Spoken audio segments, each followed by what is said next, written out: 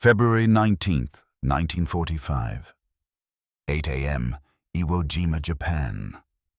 The distant sound of artillery echoes across the smoky, sun-drenched beaches of the island. The island's jagged landscape is scarred by countless bomb craters, evidence of weeks of relentless bombardment. For weeks, American forces have shelled the island with little to no sign of retreat from the Japanese defenders. Above, the engines of B-29 superfortresses hum as they make their final passes, their heavy payloads releasing a rain of destruction onto the enemy's entrenched positions. Yet the men on the ground, soaked in sweat and dirt, know all too well that these air raids haven't been enough to break the spirit of the Japanese forces. In the command tent of the 5th Marine Division, Major General Harry Schmidt pores over intelligence reports, his brow furrowed. The Japanese, he knows, have entrenched themselves in a complex web of bunkers and tunnels throughout the island's volcanic hills. Despite the American bombardment, they remain resilient. As his eyes scan the maps, he can feel a certain tension building, a sense of anticipation mixed with disbelief that the island so heavily bombarded still holds its ground. "You've read the reports, General." A voice breaks the silence. Colonel Milton H. Wyman, Schmidt's trusted officer, is standing nearby looking down at the same map. These bunkers, these positions, they haven't moved. No surrender, no signs of faltering. It's as if they're daring us to come closer. The words hang in the air. Daring them. It's almost laughable to think that after everything they've thrown at the Japanese, they'd still hold firm. The Marines have faced much more than this before. How could these small fortified positions withstand the might of modern artillery? The notion of using flamethrowers, a weapon most considered crude and inefficient, seems absurd. Yet it is quickly becoming clear that no other option is viable.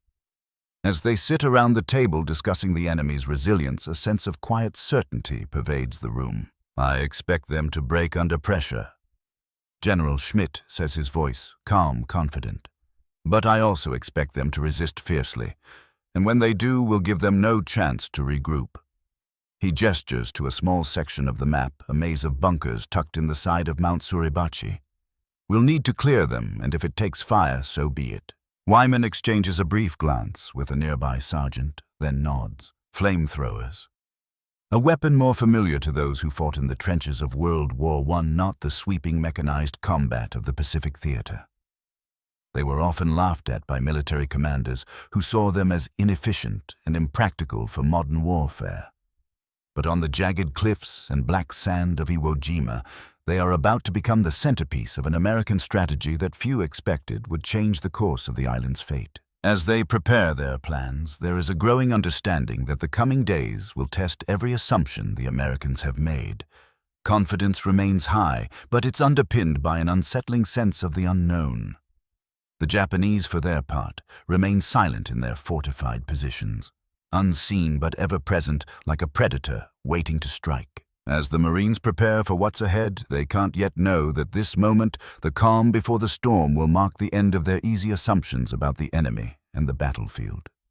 A few short days from now, the flamethrowers will prove to be not just effective but a war-changing weapon.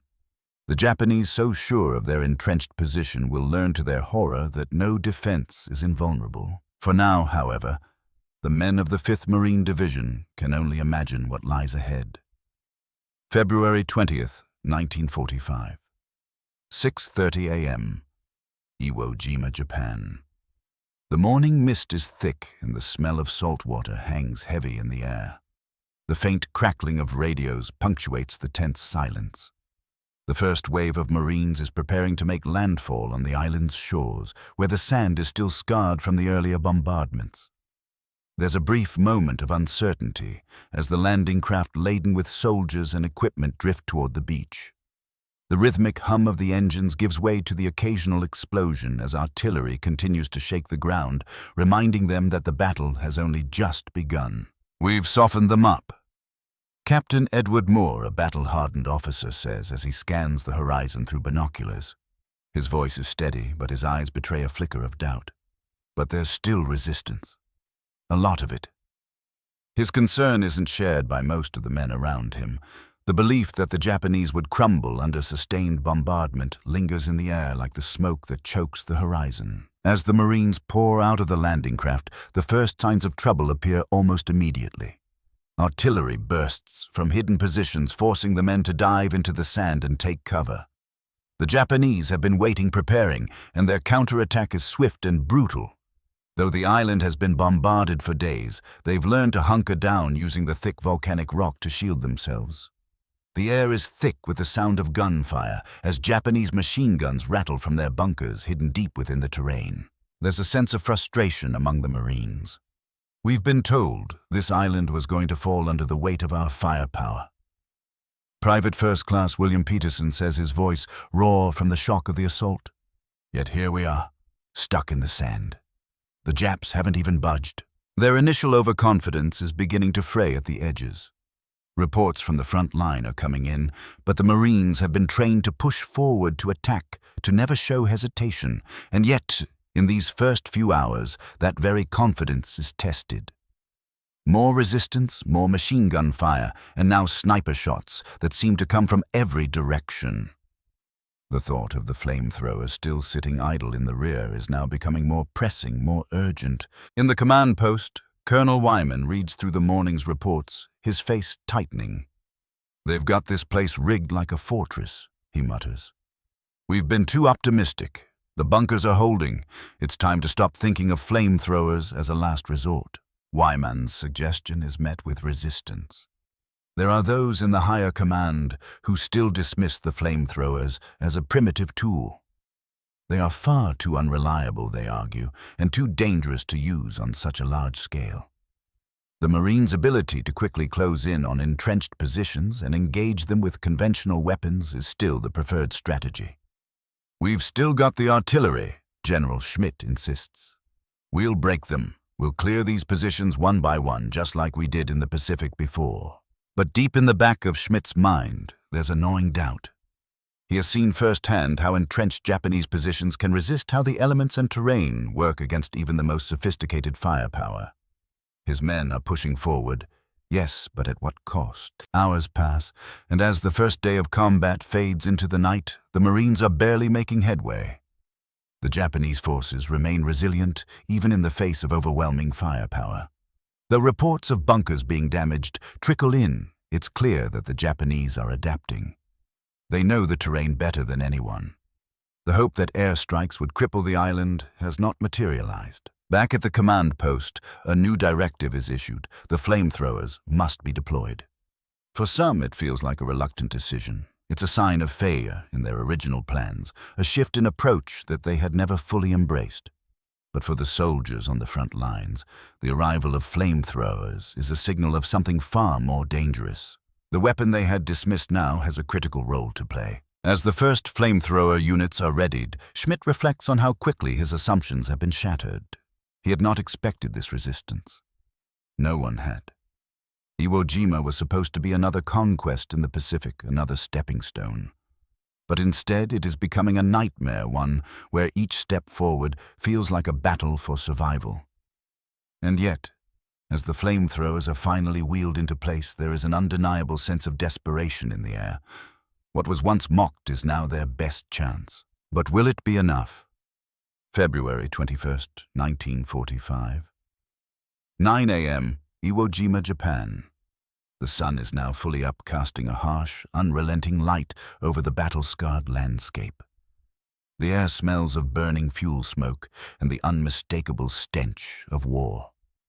The first wave of Marines is dug in just beyond the beachhead, and the sound of gunfire has become a constant hum, punctuated by the roar of artillery and the occasional explosion from the mountain ridges. Flamethrowers have been issued to the front lines, and the Marines are preparing to use them for the first time in battle. The heavy, awkward devices are strapped to their backs, each unit carrying a large fuel tank and a nozzle designed to send jets of flame into the darkness of the Japanese bunkers. As they move forward, there's a sense of uncertainty in the air. The weapon has been chosen not because it's the best option, but because it's the only one left. Sergeant James "Jimmy" Rogers, a veteran of the Pacific Campaign, grips the flamethrower with both hands, his breath quickening. "This is it," he mutters to himself. "Either it works or we're all dead." His unit is assigned to clear a particularly stubborn position, a network of bunkers nestled along a rocky hillside. Reports from scouts have suggested that the Japanese are well entrenched and that any movement in the area is met with devastating fire. The flamethrowers are supposed to be the answer. The heat and fire designed to drive the enemy from their positions are now the Marines' last hope. Rogers and his team move cautiously toward the bunkers, the heavy air around them thick with anticipation. As they approach, the silence is eerie, ominous, even like a predator lying in wait. It doesn't take long for them to find the first sign of resistance. The Japanese machine guns open fire, cutting through the air with deadly precision. The Marines dive for cover, their movements frantic, but Rogers doesn't hesitate. His training kicks in. With a grunt, he lifts the nozzle and squeezes the trigger. The flames burst forward in a scorching arc, lighting up the area with a terrible glow. The first Japanese bunker erupts in a flash of fire, the wood and straw covering it, catching ablaze immediately. For a moment, the world feels still as the heat from the flames washes over the Marines. But the silence that follows is broken by a scream. A Japanese soldier silhouetted in the firelight stumbles out of the flaming structure, burning alive, and falls to the ground. Rogers doesn't have time to process what he's just witnessed. He shifts his aim to the next position. This time, the flames don't just light the area, they incinerate it. The bunker, once thought indestructible, is now little more than a smoldering wreck. The Japanese resistance is suddenly wavering. For a brief, fleeting moment, it seems like victory is within their grasp. But then, it all changes. The Japanese forces, far from retreating, react with an unexpected ferocity. The survivors of the initial assault retreat into deeper, more protected tunnels out of range of the flamethrowers. The Marines push forward, but now it's clear the bunkers, though damaged, are not fully neutralized. The Japanese have more tricks up their sleeves than anyone had anticipated. The flamethrowers, once hailed as the solution, have failed to finish the job. The thought that this would be easy, that the fire would sweep through the positions and drive the Japanese into submission, vanishes in the blink of an eye. Rogers and his team move from one position to the next, but the terrain and the Japanese tactics make it difficult to gain any meaningful ground. Each bunker becomes a new obstacle, each turn a fresh reminder that the war is never as simple as it first seems. The flamethrowers, though effective against the outer defenses, are unable to deal with the depth and complexity of the Japanese positions. Reports come in from other units confirming the same. The bunkers are still holding. The Japanese have retreated deeper, relying on their network of tunnels to evade the flame. The Marines now find themselves in a deadly game of cat and mouse, where the enemy is hidden and each forward step is met with unseen resistance. At the command post, General Schmidt and Colonel Wyman listen to the grim reports over the radio. Wyman is the first to speak. It's not working as we expected. They've adapted too quickly. We're pushing, but we're not breaking them. Schmidt clenches his fists. We can't afford to let this drag on. We need more firepower. If flamethrowers can't finish the job, we'll use everything we have.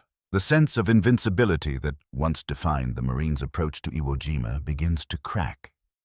The belief that the Japanese would fold under pressure has evaporated, replaced by the stark reality of the enemy's adaptability. The power of fire so long, the symbol of destruction, now feels insufficient against a force that refuses to break. The Marines are learning quickly that this will not be the easy victory they had hoped for. Rogers continues to move through the blackened, smoke-choked landscape, his senses overloaded. The heat from the flamethrowers' blast is intense, but it's nothing compared to the anxiety gnawing at his gut. The enemy is out there, hidden just beyond the reach of his weapon. The terrain, the heat, the constant threat of unseen fire. All of it adds up to something far more complicated than they were prepared for. For the first time in the battle, there's doubt in the air. The Marines have fought hard to get this far, but the war is far from over. The Japanese are resilient, adapting quickly, and the flamethrowers, once considered the final answer, are proving to be just as vulnerable to the chaos of war as anything else. February 22nd, 1945. 12 p.m. Iwo Jima, Japan. The sun beats down mercilessly on the Marines as they advance deeper into the island. The sound of gunfire has only intensified, echoing off the jagged cliffs and through the narrow valleys that snake across the island's volcanic terrain. The smell of gunpowder and burning fuel mixes with the acrid scent of the constant smoke that hangs in the air. The battlefield is alive, but it is also a place of chaos where every moment feels like a desperate scramble for survival. Sergeant Rogers and his flamethrower team have moved further inland, their progress slow and painful. The initial euphoria of the flames turning Japanese bunkers into roaring infernos has quickly dissipated. The bunkers have been reduced to smoldering heaps of rubble, but the Japanese forces have only retreated deeper into their underground network, leaving behind trapped snipers and the occasional burst of fire from hidden machine guns. For the Marines, each forward step becomes more costly. The flamethrowers, initially seen as a weapon to clear the way, now seem more like a symbol of desperation. The outer bunkers are gone, but the deeper defenses are still intact. These are positions that artillery and aerial bombardment have failed to touch. As the Marines continue to push through the rocky, uneven terrain, they realize they are fighting a war of attrition, not just against the Japanese forces, but against the island itself. "We're not making the progress we were promised," Sergeant Rogers mutters to his team, the frustration evident in his voice. "They've pulled back. They're hiding." "I don't think it's hiding, Sergeant," one of his men replies, his voice tense. "I think they're digging in. This island is their last stand. They're not going to make it easy." Rogers looks ahead at the cliffs that loom over them. The terrain is uneven, treacherous, and the dense smoke makes visibility nearly impossible. Yet there's an unmistakable sense of impending disaster. The Marines were supposed to clear this island quickly, yet now, several days into the battle, they are stuck in a battle of attrition with an enemy that refuses to break. Back at the command post, General Schmidt and Colonel Wyman are receiving new reports. The front line is stalling. Even with flamethrowers now being used in full force, progress has slowed dramatically. The Japanese positions, once thought to be easily cleared, have proven to be far more robust than anyone expected. "We underestimated them," Wyman says grimly, his fingers drumming on the command map in front of him. "We thought they'd give in. But they're not. They've dug themselves in deeper than we thought possible." General Schmidt looks over the map, his mind racing through the possibilities. The Japanese are making their last stand, and the Marines are pushing forward, but at what cost? The casualties are mounting and morale is starting to fray. "We need to break them, use more fire, more bombs. If we have to, we'll level everything in our path." Despite Schmidt's resolve, the air in the command tent feels heavy, thick with the weight of his words. More bombs, more fire. The solution they once believed in, so fully artillery airstrikes and the occasional use of flamethrowers, now feels like an incomplete approach. The longer they fight, the clearer it becomes that no single weapon, no one tactic is going to win this battle. The Japanese have shown an unexpected resilience. Out on the front lines, the Marines continue their advance, but the ground they cover is hard-won. Each new bunker or position cleared seems like a temporary victory, one that is immediately countered by another threat. The terrain remains unforgiving, and the tactical environment has shifted. What was once thought to be a clear-cut battle is now mired in confusion, misjudgment, and escalating violence. Private William Peterson, still fighting with the second wave of Marines, feels the change in the air. The weight of the combat has sunk in. "How much longer can we keep pushing like this?" he asks his fellow Marines, his voice rough from exhaustion. "I don't know how much more we can take." The uncertainty is spreading among the soldiers, and with it a growing sense of doubt. They had been told that the Japanese would break under pressure, that the combined might of artillery, airstrikes, and flamethrowers would shatter their defenses. But as the days drag on, the Marines realize that the enemy is not just resisting, they are adapting. The bunkers, though damaged, remain effective. The deep tunnels provide protection from the flames. The sheer tenacity of the Japanese forces is becoming a formidable challenge that cannot be overcome with brute force alone. Meanwhile, the Japanese forces are well aware of their position. They have been entrenched in Iwo Jima for months, and they know the island like the back of their hand. With each passing hour, they have learned to exploit every weakness in the American approach. The American forces may be overwhelming, but the Japanese have become masters of defense, relying on their ability to adapt to the chaos of battle. At this critical juncture, the Marines are faced with a terrifying realization. They have underestimated the enemy, misjudged their resilience, and the battle for Iwo Jima is now a far more complex, dangerous struggle than anyone had anticipated. And with each failed assault, the Marines find themselves drawn deeper into a battle that feels like it may never end. February 23rd, 1945. 4 p.m., Iwo Jima, Japan. The air is thick with dust and smoke, the scent of burning fuel and wood curling through the stagnant air. The island is a battlefield unlike any the Marines have encountered before. The once pristine beaches are now a twisted mess of wreckage craters and abandoned equipment. The Marines are entrenched on the slopes of Mount Suribachi, a place once thought to be the end of the battle. But now, as the days drag on, it feels more like the beginning of an endless war. Sergeant Rogers stands at the edge of a cliff, his face set in a grim expression. His flamethrower is a heavy weight on his back, and the smoke from the fires still smoldering in the distance stings his eyes. For the first time since he landed on the island, he feels the weight of this conflict, how it has changed from an assault to a test of survival. "You see that?" he asks his fellow Marine, a young private named Thomas Brandt. Rogers gestures to the ridge ahead where Japanese forces are firing sporadically from hidden bunkers. The Japanese, though scattered, are far from beaten. The depth of their fortifications has become apparent, and the Marines are discovering that the battle isn't just a matter of overcoming physical obstacles. The Japanese have turned the island into a deadly labyrinth of trenches, caves, and tunnels, places where flamethrowers and explosives are rendered nearly useless. "I don't know, Sarge," Brandt says, his voice weary. "We're stuck in a loop. We keep pushing, but they keep disappearing. They're everywhere and nowhere at the same time." Rogers nods slowly. It's true. No matter how many bunkers they destroy, more always seem to appear. The Marines have been fighting for days, and with each passing hour, they are losing ground to the relentless Japanese resistance. The men on the front lines are feeling the pressure. The initial confidence, the belief that the Japanese would soon surrender under the weight of American firepower, is slipping away.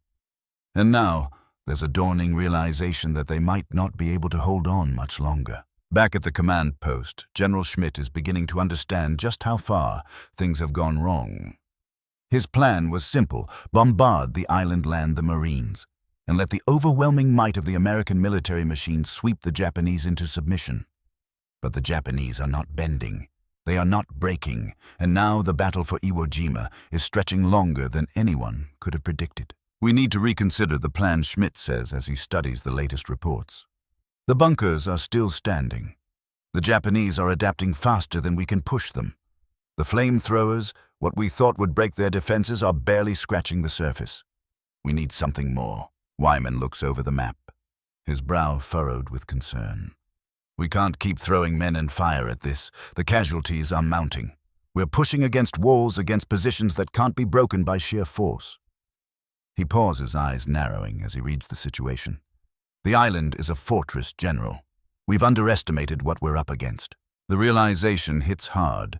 The Marines have underestimated not just the physical strength of the Japanese defenses, but the ingenuity of their enemy. The deeper into the island they push, the more they understand how the terrain has worked in the favor of the defenders. The network of tunnels and caves, the carefully camouflaged bunkers, and the overwhelming resilience of the Japanese forces are making every inch of ground a bloody, costly victory. At that moment, Schmidt knows something fundamental has shifted. This is no longer a battle to be won by sheer firepower. The initial expectation that they could simply burn their way through the island with flamethrowers and artillery has fallen apart. The Japanese, who had been underestimated as defenders, have shown themselves to be incredibly adaptable.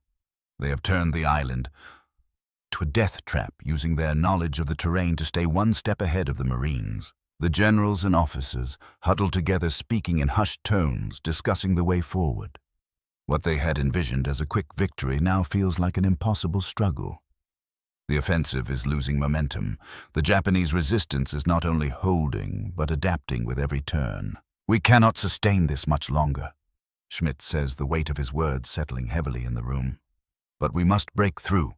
I want a fresh wave of artillery. If the flamethrowers won't work, then we'll burn them out with every weapon we have left. This island will fall." As the new orders are sent to the front, a sense of grim determination settles over the men of the 5th Marine Division. The truth that no one wanted to admit is now painfully clear. They are no longer just fighting the Japanese forces. They are fighting an island, an environment that has turned against them in ways they could never have anticipated. Rogers and his team, once again moving forward with flamethrowers in hand, know that there is no turning back.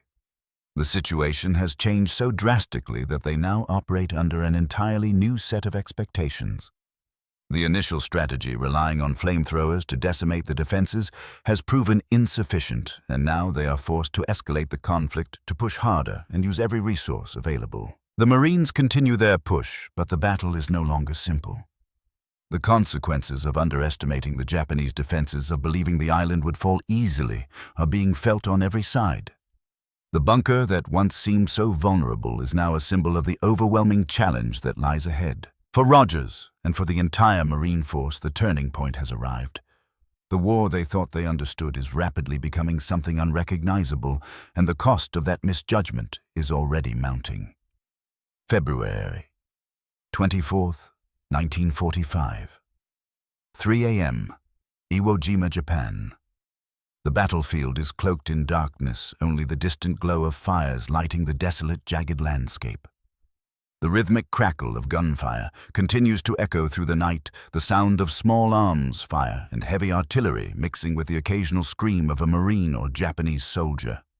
The battle has raged for nearly a week now, and the Marines have been pushed to their limits. Sergeant Rogers moves forward through the smoke-choked night, his flamethrower's nozzle extended in front of him. The weight of the device is exhausting, but it's the least of his concerns. The island has become a deadly labyrinth. Bunkers, tunnels, and hidden machine gun nests await them at every turn. Despite the heavy bombardment, despite the overwhelming firepower of the American forces, the Japanese continue to resist with unwavering tenacity. Their positions, deeply entrenched in the island's volcanic rock, have proven to be nearly impervious to the flames, to the shells, and to the relentless pressure of the assault. Rogers pauses, crouching low as a sniper round whistles overhead. The shot is followed by another, and then another. The enemy is everywhere, hidden in the blackness, striking with deadly precision from positions that are impossible to pinpoint. The Marines' progress has slowed to a crawl. They no longer push forward with the same sense of certainty they had when they first set foot on the island. The belief that the Japanese would falter under the weight of American firepower has been shattered. "We've got to keep moving," one of Rogers' men mutters, his voice tense. "We've been stuck on this ridge for days, Sarge. We need to clear these positions or we'll never get anywhere." Rogers doesn't reply immediately. He's too focused on the crackle of static in his earpiece, the urgent commands coming from the command post. General Schmidt's voice cuts through the chaos as clear as ever, but it's tinged with a growing sense of desperation. "We need immediate action. We need to move the line forward. Use whatever you have to get through those positions. I don't care what it takes." The orders come down like an avalanche, pushing the Marines to the breaking point. Use whatever you have. It's a stark admission of the situation, the realization that their original plan has failed. The Japanese forces are not retreating. They are not surrendering. Instead, they are digging in deeper, holding their ground with every available resource. At the command post, the full scope of the problem is becoming clear to General Schmidt. He stands over a map, his fingers brushing over the marked positions of the Japanese defenses. The island, which had seemed like a simple target to be taken by sheer force, has become a nightmare. The Japanese are not just fighting back, they are actively preventing the Americans from gaining any ground. The bunkers and tunnels are more resilient than anyone had expected. The Japanese are using every advantage they can find, exploiting the island's natural defenses and leveraging the terrain in ways the Marines hadn't anticipated. In an attempt to accelerate the assault, Schmidt orders more artillery strikes, this time focused on specific concentrations of Japanese defenses. The thought of increased firepower feels like the only answer. More bombs, more shells, more destruction. But Schmidt's mind is clouded with uncertainty. The island has shown no signs of breaking, and despite the American forces' superior numbers and firepower, they are bogged down in a fight that feels like it may never end. Meanwhile, on the front lines, the Marines begin to realize the grim truth. The weapons they've been relying on, artillery airstrikes and flamethrowers, are not enough. The deep Japanese fortifications are still standing. The tunnels that stretch through the island's interior are well protected, immune to the flames and explosions. With each passing hour, the situation becomes more dire. They are not advancing, they are barely holding on. Private Peterson, exhausted and disillusioned, speaks up as he takes cover behind a jagged rock. "Sarge, we're stuck. We can't keep doing this. We keep pushing, but we're not getting anywhere. I've seen good men go down with nothing to show for it." Rogers looks over at the young Marine, his expression hard. It's a thought that has crossed his mind as well. The optimism they had at the start has slowly drained away, replaced by something darker. An understanding that they are fighting an enemy that is not going to yield. The enemy is not only physically entrenched, they have dug in mentally as well. The belief that this battle would end quickly has evaporated, and now the Marines are fighting for their lives. The confusion and uncertainty only grow as the battle rages on. The initial strategy, an overwhelming decisive assault, has turned into a brutal slog. Every tactical advantage the Americans have gained is met with a fresh wave of resistance. The Japanese are not giving up. They are not retreating. Instead, they are fighting with a grim determination that makes the Marines feel as though they are at a deadlock. And then, just when it seems like the tide may turn, the Japanese strike back harder. A new wave of Japanese reinforcements hidden within the island's depths emerges, sending a new barrage of firepower down upon the American forces. The Marines, already stretched thin, are forced to fall back in some areas. The Japanese use this window to push forward from their fortified positions, and for the first time in the battle, the Marines find themselves on the defensive. The turning point has arrived, not with the expected victory, but with a harsh, brutal realization. The island that they thought they could conquer with sheer force is proving far more resilient than anyone had imagined. The sense of confidence that once defined the American approach is shattered, replaced by a grim understanding that Iwo Jima will not fall easily. The cost of this war is rising, and there are no quick solutions in sight. February 25, 1945. 2:00 p.m. Iwo Jima, Japan. The sky above is overcast. Heavy clouds hang like a shroud over the island, and the wind sweeps the ash and smoke in every direction. The once serene beachhead has become a hellscape of charred earth, broken metal, and the cries of the wounded. The Marines have been on the island for over a week now, and the relentless combat has taken its toll.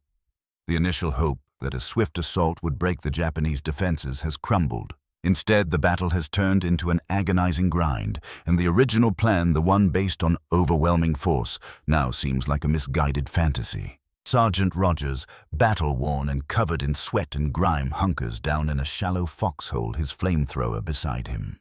His men are exhausted, their faces etched with fatigue, their eyes dull with the strain of days of continuous fighting.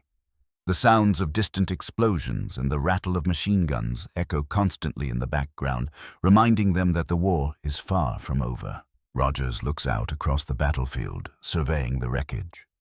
What was once a series of meticulously planned advances is now a slow, grinding battle of attrition. The Japanese positions, once thought to be easy targets, are proving to be anything but. Bunkers that were believed to have been destroyed remain intact. The Marines' steady stream of firepower has done little to dislodge the defenders. Despite the flames, the smoke, the shells, the Japanese forces persist. "The plan's not working, Sarge," Corporal Mitchell says from the other side of the foxhole. He's staring at a map, but it doesn't seem to mean anything anymore. "We keep trying the same thing over and over, and they're still holding." Rogers doesn't answer immediately. He doesn't need to. They both know the truth. The plan that had seemed so straightforward, the relentless push of artillery and flamethrowers, followed by infantry advancing to clear the way, hasn't worked. The Japanese have proven more resilient than anticipated, and the American forces are now paying the price for underestimating their enemy. At the command post, the same realization has dawned on General Schmidt. The optimism that characterized the early days of the assault is now gone, replaced by frustration and uncertainty. The tactical advantage the Marines had expected to gain through overwhelming firepower has been countered by the Japanese's ability to adapt. The Japanese forces, far from crumbling under the pressure, have dug in even deeper, using the terrain to their advantage, creating an almost impenetrable defense. "We've got to face facts," Schmidt says, his voice heavy with the weight of the situation. "Our original plan was based on assumptions that were wrong. The flamethrowers, the artillery, it's not enough. We need a new strategy." Colonel Wyman stands next to him, looking over the reports that are coming in from the front lines. "The news isn't good. Casualties are mounting and progress has slowed to a crawl. The men are exhausted, morale is sinking, and the Japanese continue to fight with a ferocity that no one had fully anticipated. We can't afford to keep throwing men at this," Wyman says quietly. "We need to rethink our approach before we lose everything." The decision is made swiftly, but with a heavy heart. The original plan, simple, clean, and reliant on firepower, has failed. The situation is no longer one of simple conquest. The Marines cannot continue to fight this battle in the same way. The Japanese have made that clear, and now the Americans must adapt or risk losing the entire campaign. Back on the front lines, Rogers and his team are preparing for another assault. The plan has changed, but the immediate consequences of that change are not yet fully understood. The Marines, already worn thin by the sustained combat, now face a shift in tactics. The flamethrowers, which had been central to the strategy, are now seen as an ineffective tool on them. In the face of such deep, stubborn resistance, the focus has shifted. Now the push will rely more heavily on coordinated airstrikes, additional bombardment, and heavier artillery. The Marines will not just advance. They will lay waste to everything in their path, hoping to overwhelm the Japanese with sheer force. Rogers clenches his jaw as the new orders come through. "We're going to level the place," he mutters to himself. "We're going to burn it all." The words are heavy with the weight of inevitability. The battle for Iwo Jima has become something darker, something less about tactics and more about destruction. The American forces will break the island's defenses, but they will do so by unleashing even greater firepower, reducing everything to rubble. The Japanese resistance, which had been underestimated, has now forced the Marines into a brutal corner.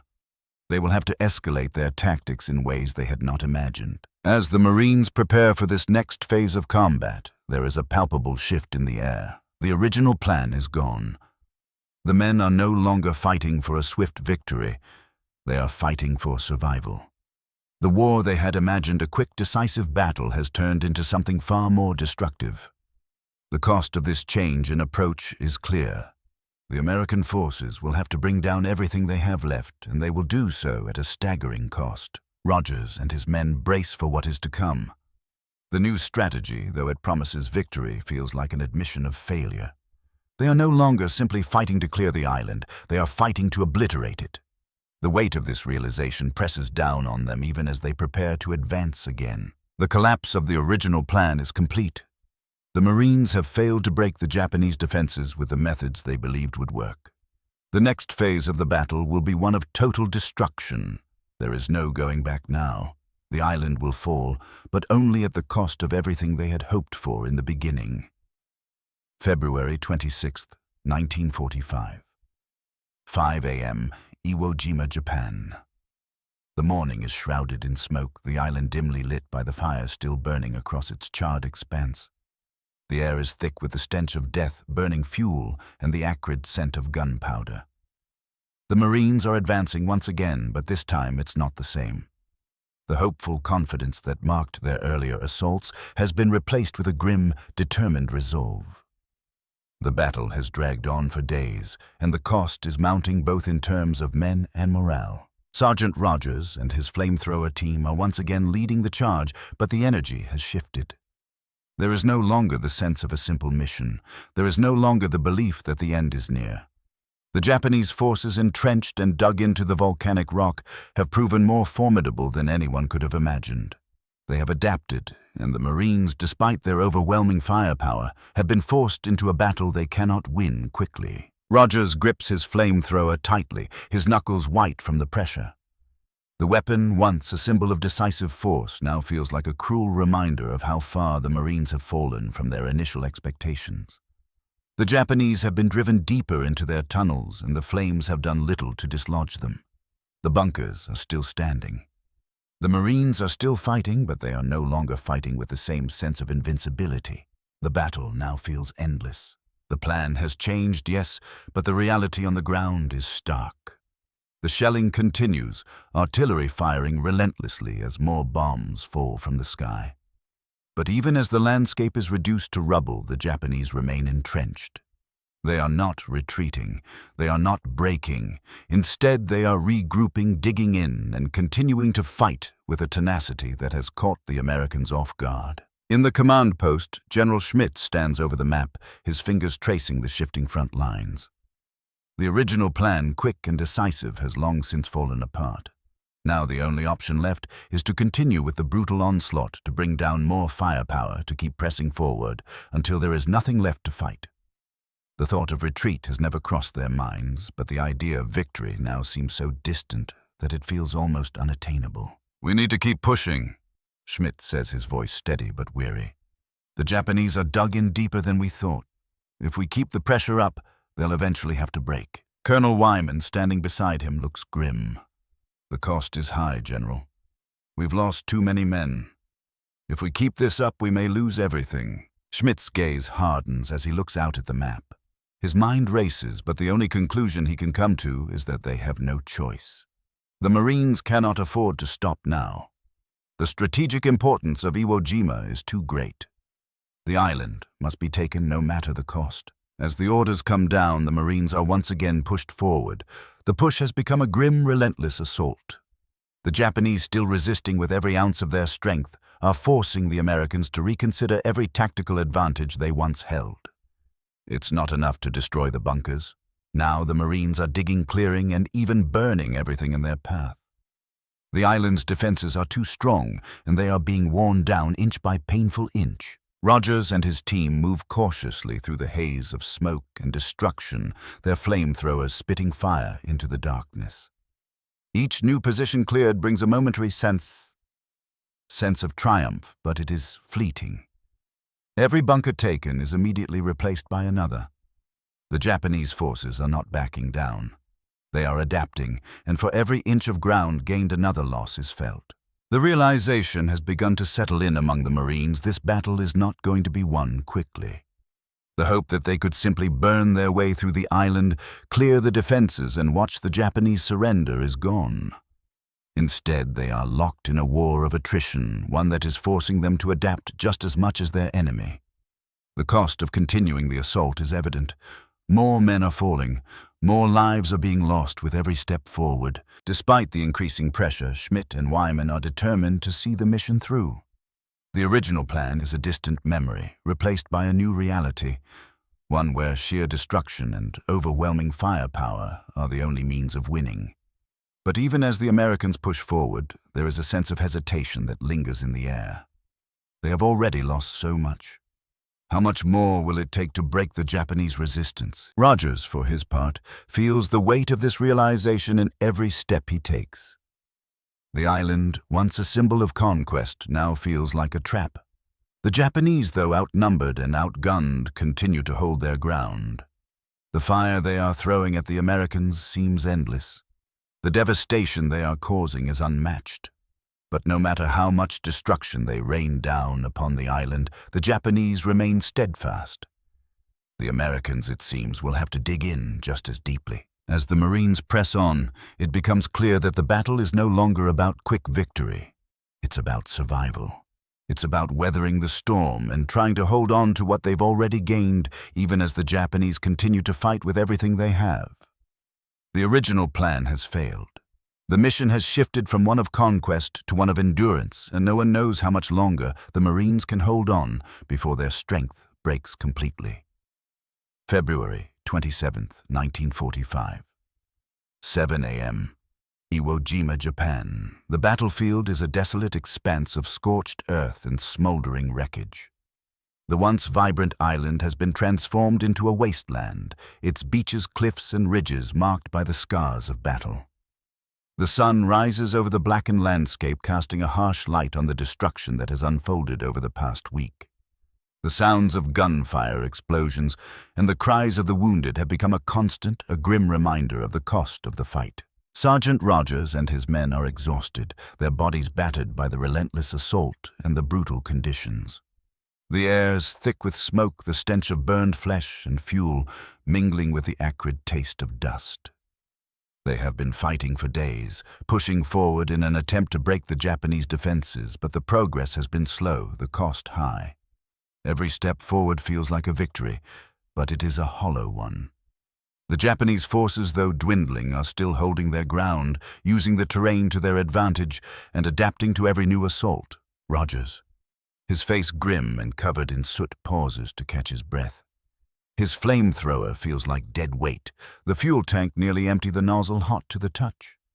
His eyes scan the horizon, searching for any sign of movement. The silence between the bursts of gunfire is oppressive, a strange stillness that lingers over the island. The Marines are no longer the confident force that landed on the beach. They are now weary, disillusioned, and facing the harsh truth of the battle. "We've lost too many men, Sarge." Private Brandt says, his voice strained. "We've been fighting like this for too long. I don't think they're going to break. They're not giving up." Rogers doesn't respond. There's nothing to say. The truth of Brandt's words is undeniable. The Japanese forces, though fewer in number, have shown an unyielding determination that the Marines didn't expect. What was supposed to be a quick conquest has turned into an unrelenting struggle for survival. In the command post, General Schmidt stares at the map in front of him, his fingers tracing the lines that mark the front. The battle has raged for over a week, and the casualties are mounting. The Marines have taken the beaches, they've cleared many of the outer positions, but the core of the Japanese defenses, the network of tunnels and bunkers deep within the island, remains intact. The Japanese are not retreating, they are not surrendering. Instead, they are holding on with a tenacity that no one had expected. Schmidt's thoughts are clouded, his mind racing as he considers the situation. His plan, the one that had seemed so foolproof, is collapsing before his eyes. The Marines have used every available resource, artillery, airstrikes, flamethrowers, but the Japanese defenses are still holding. The initial assumption, the belief that overwhelming firepower would break the enemy, has been proven false. The situation on the island has become a battle of attrition, one where every inch gained costs the Marines more than they can afford. "We've underestimated them," Colonel Wyman says, his voice low, as he stands beside Schmidt. "We thought they would break, but they haven't. They've adapted, they're not running, they're not retreating." Schmidt nods, the weight of the realization settling heavily on his shoulders. The Marines, for all their strength and firepower, have been caught in a battle they weren't prepared for.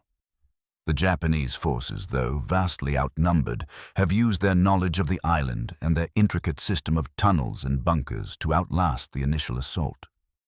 What was supposed to be a swift victory is now a brutal, drawn-out struggle, and it is becoming clear that the cost of the battle will be far higher than anyone anticipated. "We need to change our approach," Schmidt mutters. "We can't keep throwing men at this. We've already lost too much. The idea of retreat is unthinkable. Iwo Jima must be taken, and the cost of failure would be disastrous. But the battle has become something more than just a military operation. It's a test of endurance, of willpower, of the ability to adapt and survive in the face of overwhelming odds. The Marines can't afford to falter now, but they are beginning to understand that the victory they once expected may not come easily, and it may not come at all." Rogers, still on the front lines, feels the weight of the situation bearing down on him. The flames that had once seemed like the key to victory are now a symbol of desperation. The island is not falling. The Japanese are not surrendering.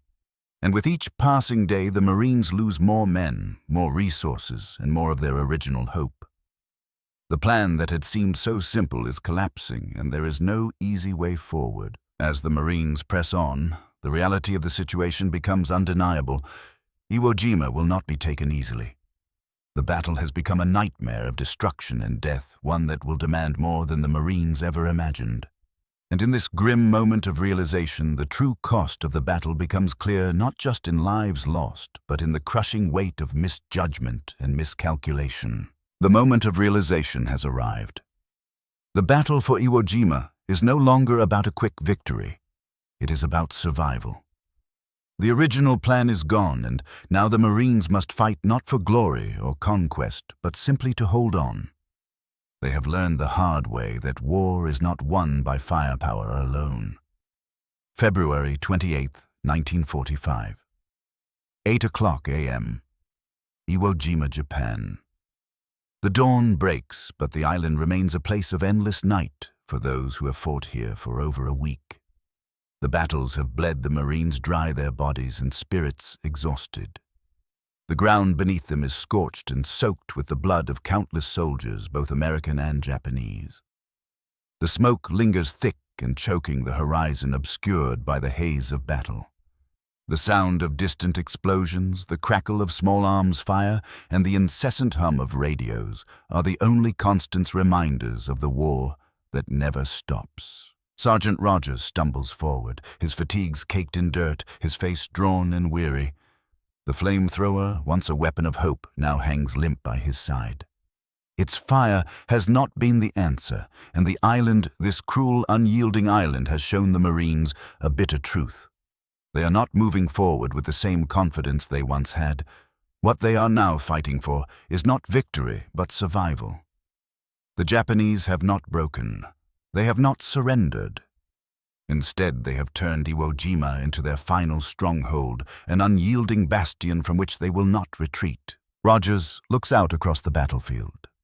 The mountain of Mount Suribachi looms over him, still holding the Japanese flag atop its peak. It had been the target of the first American assault, the place where they thought the victory would come.